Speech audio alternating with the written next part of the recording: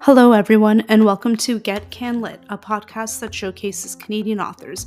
I'm your host, Marissa, an avid CanLit reader, and keep on listening to find your next favorite book today. Hello, everybody. Happy almost Christmas. So, in case you missed my Instagram post on Get CanLit podcast, I'm going to do 2 episodes for the rest of the year. So, today, as voted by commenters on that post, I'm going to be sharing the holiday romances I recommend and are on my TBR. Maybe not recommend, but I review them. And then next week's episode, I'll just be sharing some of my anticipated Canadian books. I've pre-ordered a bit as a way to not buy books as much during the year, but I know that's gonna fail. But you know what? It's fine. We're all book lovers. I deserve it. So that's what's gonna happen. So I'm gonna have 2 back-to-back episodes. And after that, it's just going to be a break, and then I will return in the new year. But I'm really liking most of what I'm reading. So with that, let's start with I think the most recent release. It happened one Christmas by Chantel Guertin, which I gave 4.5 stars to. So this rom-com is about Zoe, who works at a film production company that specializes in holiday romances. I'm pretty sure. She's written a script herself, and all she needs are the permits, basically, to film in the idyllic town of Chelsea, Quebec, which is a real town, and it sounds freaking awesome. What ends up happening basically is a mix up with the original permits, though it was for like a different town. So because Zoe's like a go-getter, hustler kind of girl boss kind of vibes, she decides to go there herself because she has no other Christmas plans anyways, just to kind of like basically scout out film locations and get what she needs from the hot mayor, Benoit, which is such a hot name. Oh my God. The problem, obviously, is that he's grumpy and he doesn't want any filming done in the town. He wants it to stay as is. So he sends her on her way to a neighboring town that's, I think, a bit bigger, with a more willing mayor because that mayor eats the shit up. But of course, as could be imagined by any reader, disaster happens along the way thanks to an ice storm because there's always an ice storm somewhere in Toronto, not in Toronto, in Canada, during winter. So there's that to combat with. And one thing leads to another kind of thing. So I think honestly though, this is Chantel's best work yet, to be like just to be real. Yes, it's a romance, but like there's also danger in there, because our two main characters kind of get stuck together and they have to brave the storm and they're all alone and it's terribly cold and they run out of food and all that dangerous shit that you don't expect, at least for me in a romance. It was in here, which I thought it was fantastic. We have the enemies to lovers trope, which I really love. It's one of my favorites. You have a holiday romance director angle, which I think makes it perfect, obviously, for Hallmark Christmas movie lovers. But I think I think this book just really puts you like in the perfect Christmas mood or like the holiday season mood. No, there's currently no snow outside. In Toronto at least, but I mean, I feel like it's Christmas. Like I read this book and I decorated for Christmas kind of thing. Like it really put me in the holiday kind of vibe and mood. If you haven't yet made the transition, because it's still kind of early December, from like spooky season reading into holiday reading, this is the book to start with, to be honest. Like again, I decorated after I read this book. It was fantastic. I had such a great time. I think what sets this book apart though is just like the danger aspect of it. Like it was almost edge of your seat kind of stuff. Like I just thought it was a great different hook that I didn't expect in this type of like novel, or I don't know, I just didn't expect this darkness to it in a holiday romance.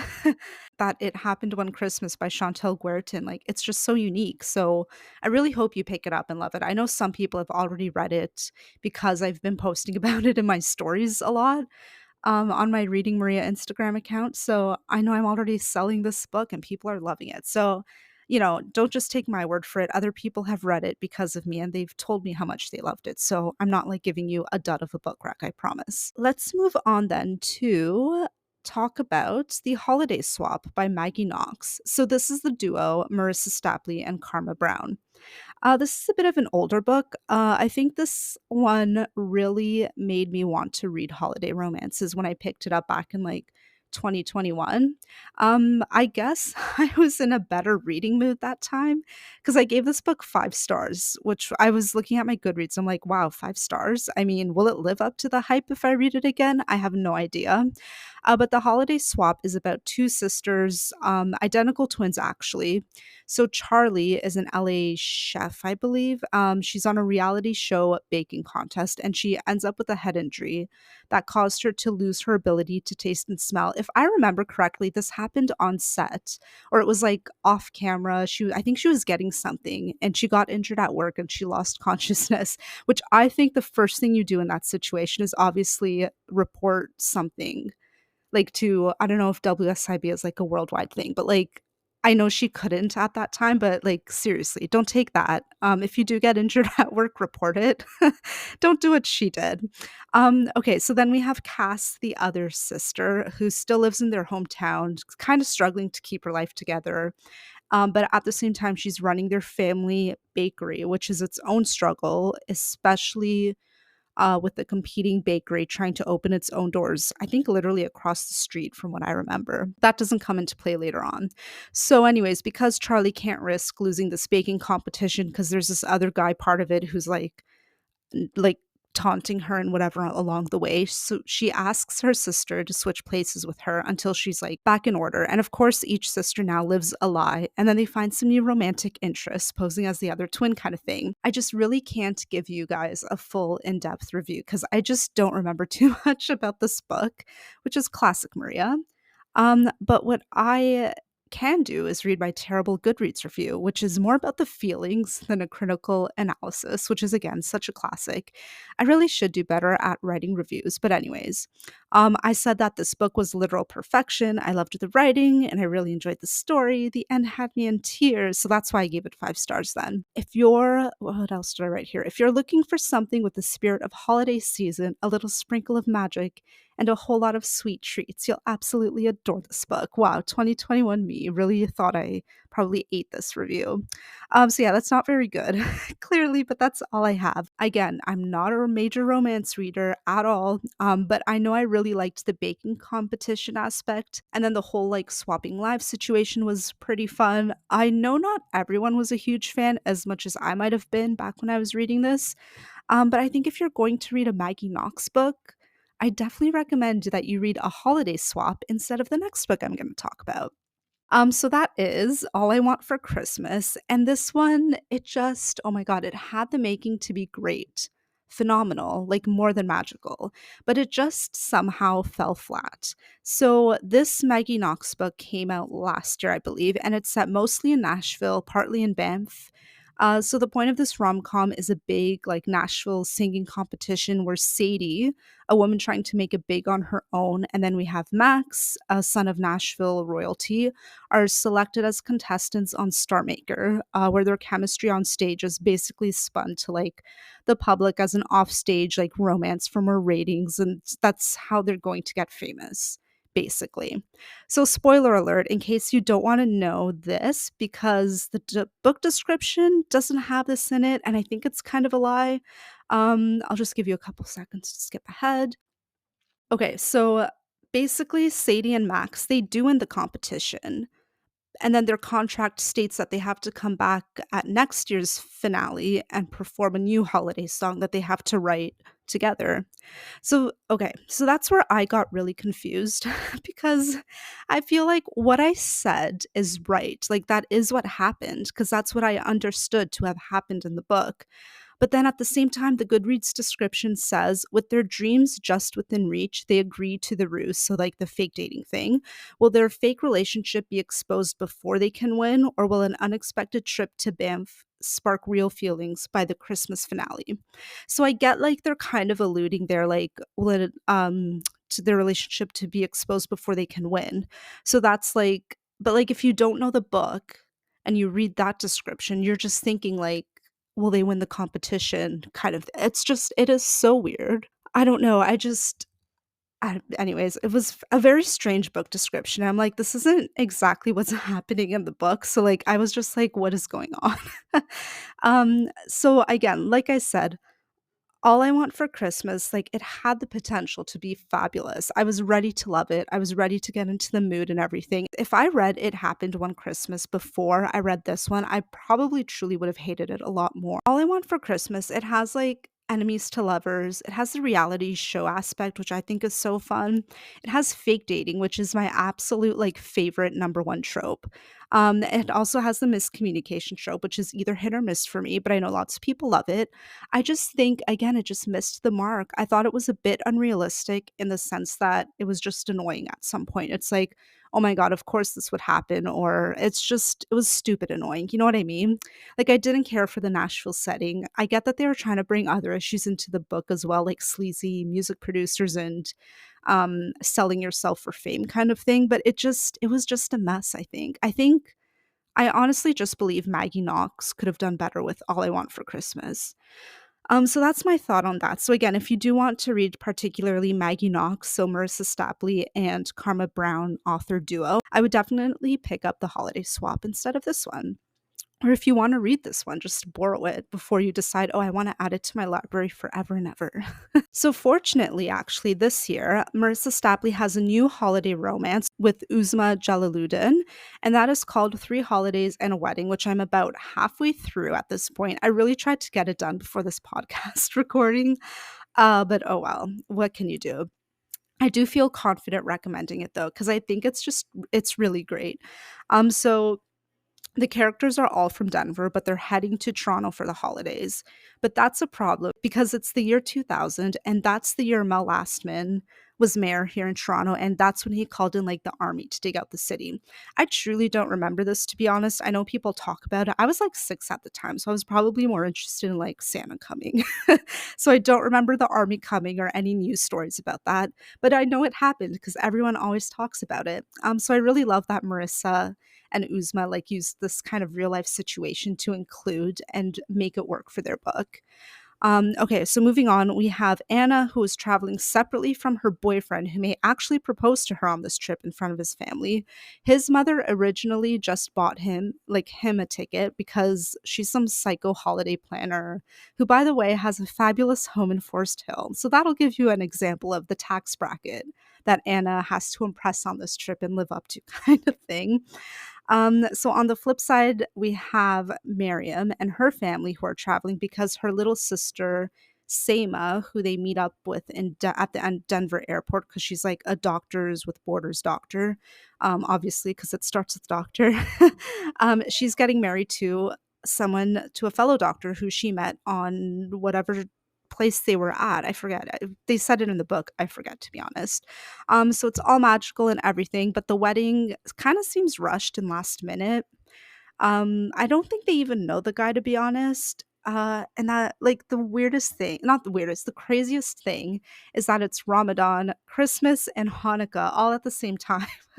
So it's basically the worst time to have a wedding when Ramadan is happening. You have to travel with all of this extra holiday rush at the airport because everyone's trying to like meet everyone for all their holidays, and it's wild. So the big snowstorm happens, and instead of landing in Toronto, they have to divert and land about an hour away from Ottawa. And it's a really small town that just so happens to be filming a Christmas movie. How magical.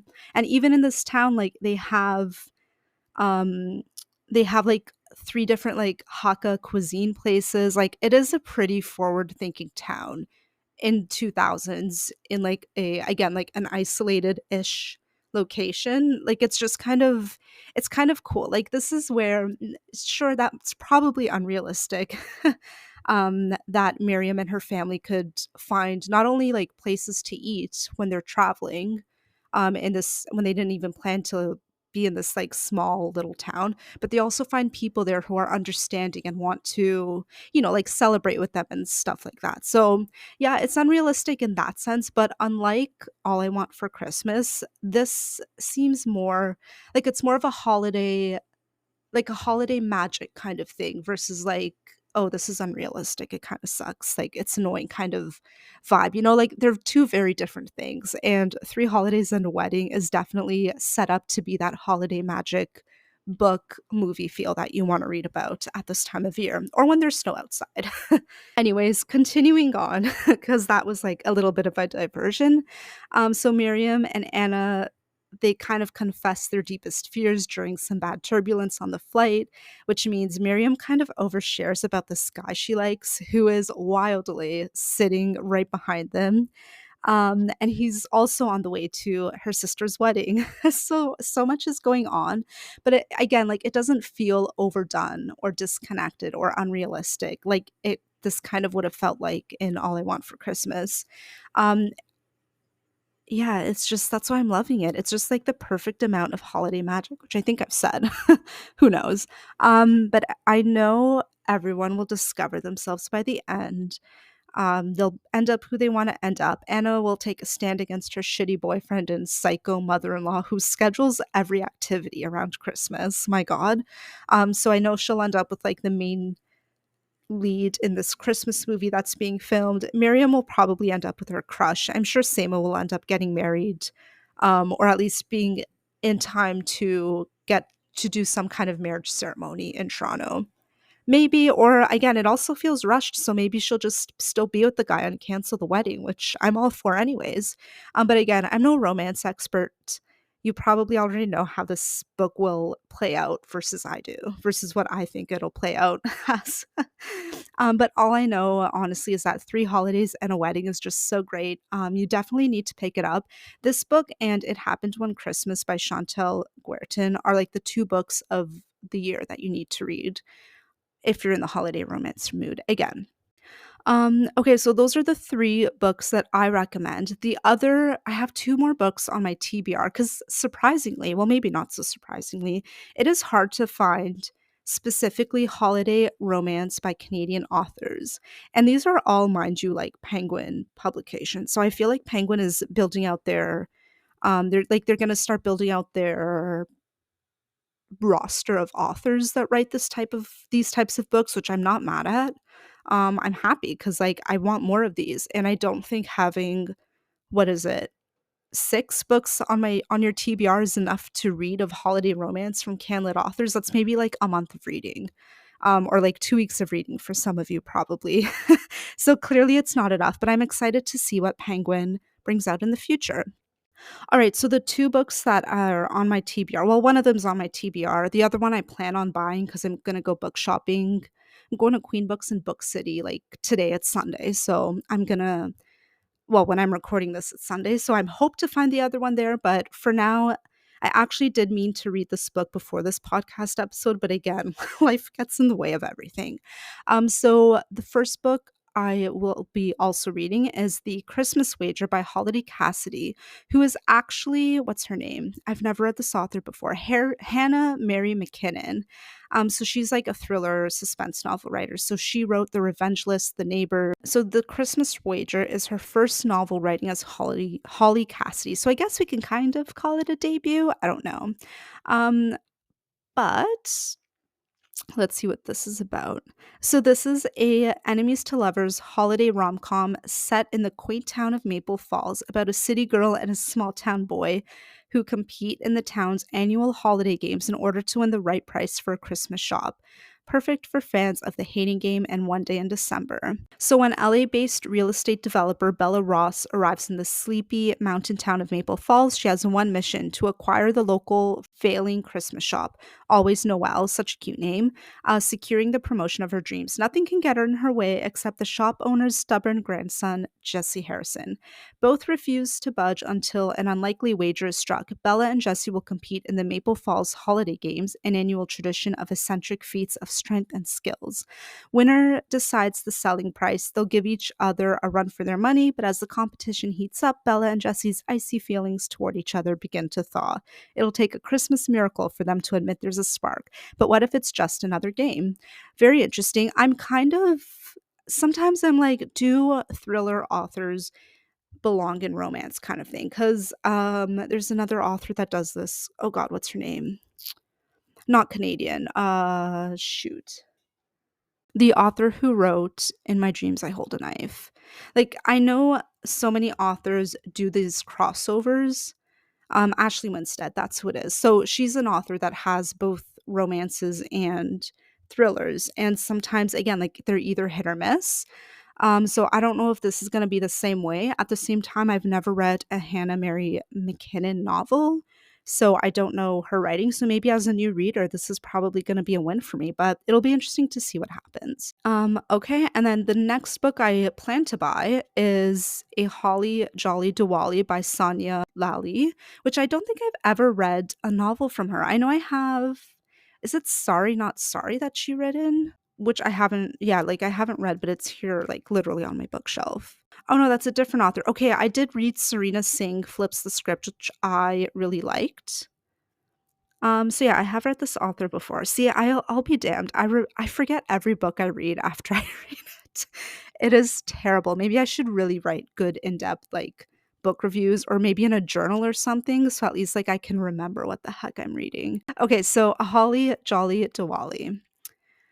This is I love how Serena Singh. I love how Sonya wrote Serena Singh as like the whole data analyst thing or woman in STEM kind of angle. I think she wrote that really well. So I know I really loved Serena Singh. So I'm hoping to love this as well. So in here we have 29-year-old Nikki, who has always made practical decisions despite her love for music and art. She became an analyst for the stability. She's always stuck close to home in case her family needed her, and she's always dated guys that seem good on paper rather than the ones who gave her butterflies.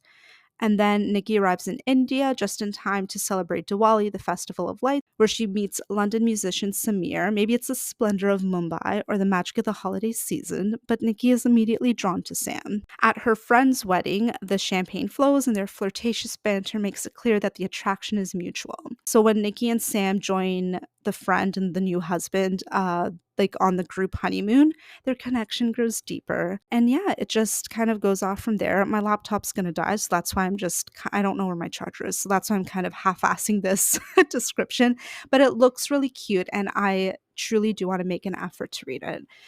So on that note, thanks to my laptop battery, because I thought it would last during this podcast recording, I gotta go. So I hope I gave you at least 3 good books to put on your TBR, one that you can probably borrow in case you're curious, and 2 books to probably read, but I haven't read them yet, so I truly can't recommend them. But if you haven't heard of them, now you've heard of them.